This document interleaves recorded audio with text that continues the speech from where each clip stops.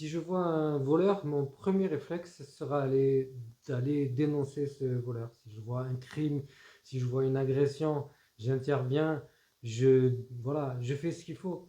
Et c'est pareil pour le racisme. C'est-à-dire que ce qui se passe à l'heure actuelle dans la société française et ce qui se passe depuis un moment, et la colonisation, et etc., je ne peux pas, ce n'est pas dans ma programmation, rester indifférent à ce genre de choses parce que c'est scandaleux, parce que moi personnellement j'en ai marre aussi d'entendre ce discours comme quoi la France ne serait pas raciste et puis qui culpabilise les gens qui veulent précisément dénoncer ce racisme et donc non seulement les personnes qui vivent le racisme comme moi précisément ont ont une double peine, c'est-à-dire qu'ils le vivent, mais en plus on les culpabilise si jamais ils le font remarquer ou s'ils s'en plaignent, etc. Et nous, on va les accuser d'abuser ou d'utiliser le racisme. Eh bien, moi, je me fais le champion de l'abus parce que je me fais le devoir même précisément de le dire quand ça se passe.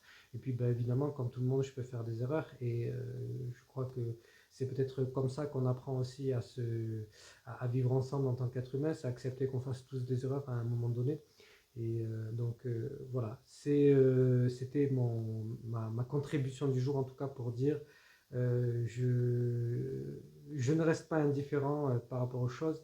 Et donc ce qui s'est passé notamment par rapport à Merwan Benatar, je crois que je vais me tromper sur son nom, eh bien évidemment ne me laisse pas indifférent. C'est une petite histoire, mais par contre ce qu'il dit à la fin c'est quand même très évocateur. Il a fait une vidéo juste hier pour répondre, ou aujourd'hui pour répondre à ce qui s'était passé. C'est que lui, par exemple, il a les moyens de compenser, de se défendre quelque part. C'est un humoriste, il a de l'audience, il y a des gens qui viendront l'interviewer par rapport à ce qui vient de se passer. Tandis que des personnes qui vivent ça dans leur vie de tous les jours, ils n'ont pas ces moyens-là. Et ils subissent ça. Et ils subissent ce genre de personnes qui vous font un matraquage, qui vous construisent comme un monstre finalement. Et ils ont l'art de le faire. Et ces gens-là sont d'une grande perversité parce que il n'y a pas de recherche d'absolu il n'y a pas de recherche d'absolu, il n'y a pas de recherche de justice, il n'y a pas de recherche de choses raisonnées dans cette histoire-là. Il y a la recherche de construire des monstres. Et c'est ce que fait notre société depuis un moment. C'est ce que fait notre société à différents endroits, envers différentes personnes, où on voit que de suite on va construire des monstres quand ça nous arrange, quand ça va arranger des gens puissants de faire tomber une personne, on construit sa vie, on construit tout un dossier contre la personne. Eh bien voilà, ça c'est quelque chose qui est facile à faire et en réalité c'est facile à faire contre tout le monde et beaucoup de gens qui comment dire, se gargarisent d'être si purs et si honnêtes et si importants, on pourrait faire la même chose avec leur vie parce qu'il y a toujours un endroit où on est pourri quelque part par rapport à quelqu'un, par rapport à une personne.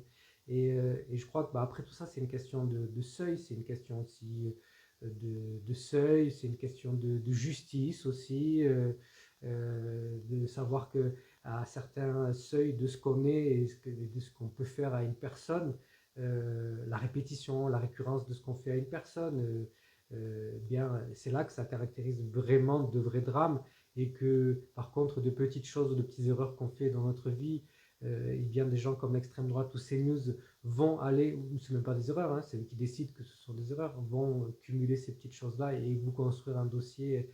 Et c'est bien la preuve que ces gens-là n'ont rien à faire en fait dans leur vie. Et puis surtout que c'est pas des gens qui sont dans la construction, c'est pas des gens ils ne sont pas l'avenir.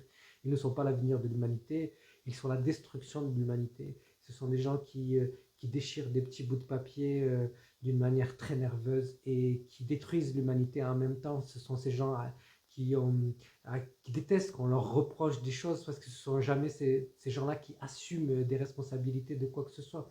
Et c'est d'ailleurs pour ça ils veulent pas, ils veulent remettre en cause les méfaits de la colonisation parce qu'ils ne veulent rien avoir à assumer. Ils veulent pouvoir recommencer ce qu'ils ont fait. Ils veulent pouvoir jamais assumer quelconque responsabilité. Et ça marche pas pour tout. Ça marche pour le racisme, ça marche pour la planète, ça marche pour tout un tas de sujets. Et ces gens-là, eh bien, dans leur vie, ils sont exactement pareils, très certainement. Et il n'y a pas de fumée sans feu. S'ils sont comme ça, c'est qu'ils ont des petites vies rabougries, pas de richesse intérieure, pas d'empathie, pas de...